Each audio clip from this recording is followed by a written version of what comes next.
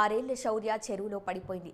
వెంటనే గమనించిన పాప తండ్రి మల్లేశం చిన్నారిని ఒడ్డుకు చేర్చి అంబులెన్స్లో జిల్లా ఆసుపత్రికి తరలించారు. అయితే చిన్నారి శౌర్యను ఆసుపత్రికి తీసుకుని వచ్చిన ఫలితం దక్కలేదు. పోస్టుమార్టం నిమిత్తం పోలీసులు చిన్నారి మృతదేహాన్ని మార్చురీకి తరలించారు.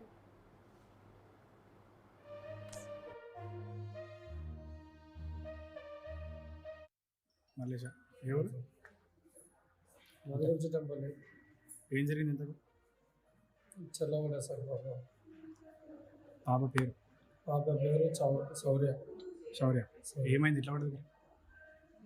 మా డాడీ నెగ్గరానికి మా డాడీ వచ్చింది సార్. అంటే మీ గురించి వచ్చిందా? నా గురించి. ఎవరెవరు వచ్చాడికి? ఆమెతో వచ్చిందమ్మా. నేను కూడా చూసుకోలేదు సార్.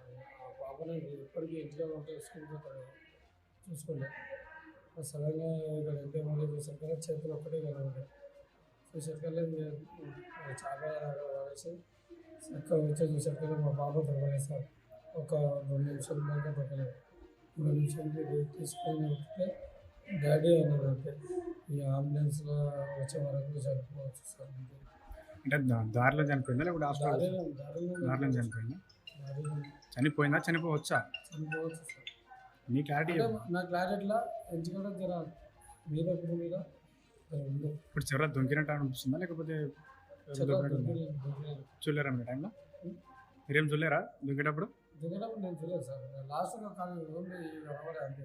ఎవరైనా చూస్తే నా పాప పేరు ఏం పేరు? సౌర్య. ఎన్నేళ్ళు ఉంటుంది? 6 సంవత్సరాలు. కంప్లైంట్ ఇచ్చారా? కంప్లీట్ అయింది సార్. పాప ఒక్కది వచ్చింది ఇంటి నుంచి?